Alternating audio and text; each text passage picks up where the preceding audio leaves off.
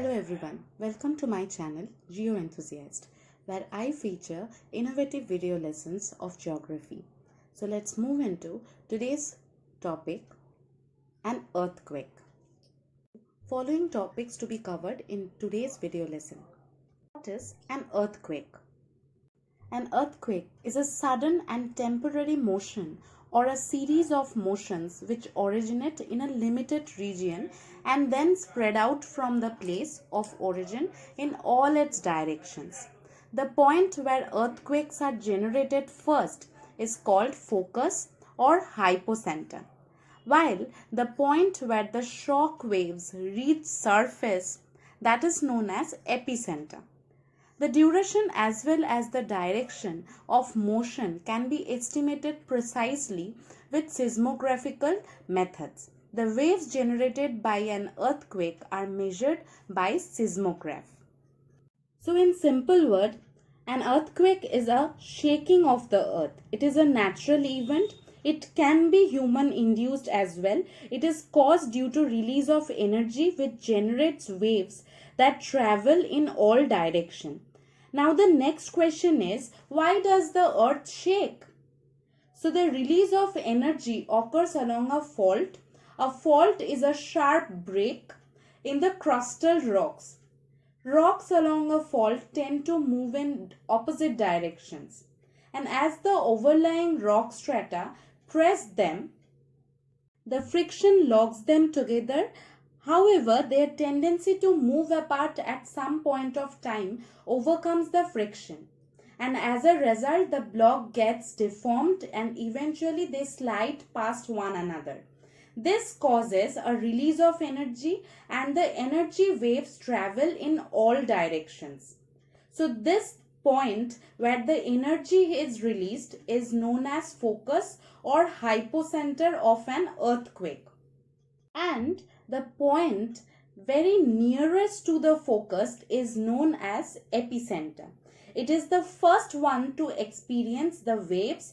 It is a point directly above the focus or hypocenter on the surface of the earth. Okay?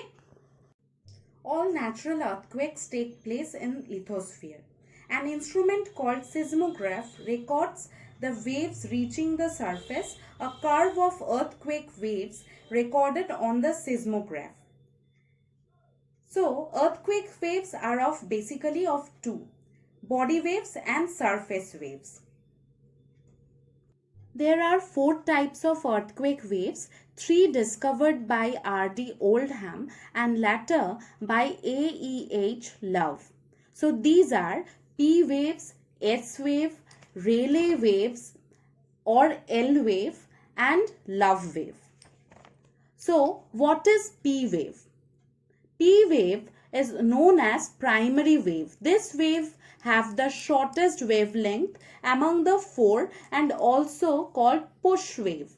They are compressional or longitudinal and their velocity is 5 to 8 kilometers per second. They can travel through both the liquid and solid form. Whereas S wave is known as secondary wave and are of medium wavelength.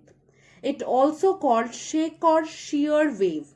The vibration are transverse or at right angle to the direction of propagation of waves and can travel only through solid elastic medium and not through the liquids. So S wave is the main evidence to assume that the earth is liquid. Their velocity is 3 to 5 per second. Whereas L wave is known as surface wave. These waves travel near the earth's surface within a depth of 32 kilometers from the surface. So these are also known as Rayleigh waves, are after the Lord Rayleigh, who described these waves. These waves travel like waves, so with a rotary movement in the vertical plane of the direction of propagation and cause the maximum damage. So these are supposed to be produced by a combination of P and S wave. And the last, the Love wave. Love waves are also like Rayleigh waves, except that they make the ground vibrate at right angles to the direction of wave. Now, as we already learned that earthquake waves get recorded in seismographs located at far off locations. There exist some specific areas where the waves are not reported. Such a zone is known as shadow zone. It was observed that seismograph located at any distance within 105° from the epicenter recorded the arrival of both primary and secondary waves. However, the seismographs located beyond 145° from epicenter record the arrival of P waves but not that S waves. So this zone between 105° and 145° from the epicenter was recognized as the shadow zone for both the types of waves. So the entire zone beyond 105° doesn't receive any secondary waves. So next is, what are the different types of earthquake? First, tectonic earthquakes. It is generated due to the sliding rocks along the fault line.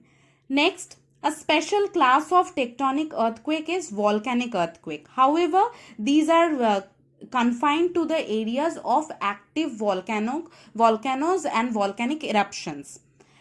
And mining activities, wherever mining activities are abandoned, there can be collapse earthquake. Explosion of chemical or nuclear devices also create tremors, which called as explosion earthquakes. And different earthquakes that occur in the areas of large reservoirs. These are known as reservoir induced earthquakes. So how to measure earthquake? The earthquake events are scaled either according to the magnitude or intensity. The magnitude scale is known as Richter scale and the intensity scale is known as Mercalli, an Italian seismologist. The intensity scale takes into account the visible damage caused by the event, that is range of intensity scale is from 1 to 12, whereas Richter scale was of 0 to 10. Earthquake is a natural hazard and some immediate hazardous effects are there, which are ground shaking, differential ground settlement, land and mudslide, solifluction, ground lurching, avalanche in the mountainous glaciers regions, ground displacement, floods from dam and levee failures, fire, structural collapse, falling objects and tsunami. Some really destructive earthquakes are concentrated in a ring surrounding the Pacific Ocean, as you can see in the given world map. East Indian region, it extends over Indonesia, Andaman and Nicobar Islands and Burma. Himalayas, Kunlun, Tian Shan, Altai ranges up to the Lake Baikal, Pamir Knot, Afghanistan, Hindu Kush, Turkey, Greece, Romania. These are some region which is very prone to earthquakes. You can see the given map. Wherever it is red marked, these regions are very prone to earthquake. As well as in India, the northeastern part and the Himalayan belt along with the part of Gujarat is very prone to earthquake. So in today's video, we have learned what is an earthquake, why does earth shakes, and different earthquake waves.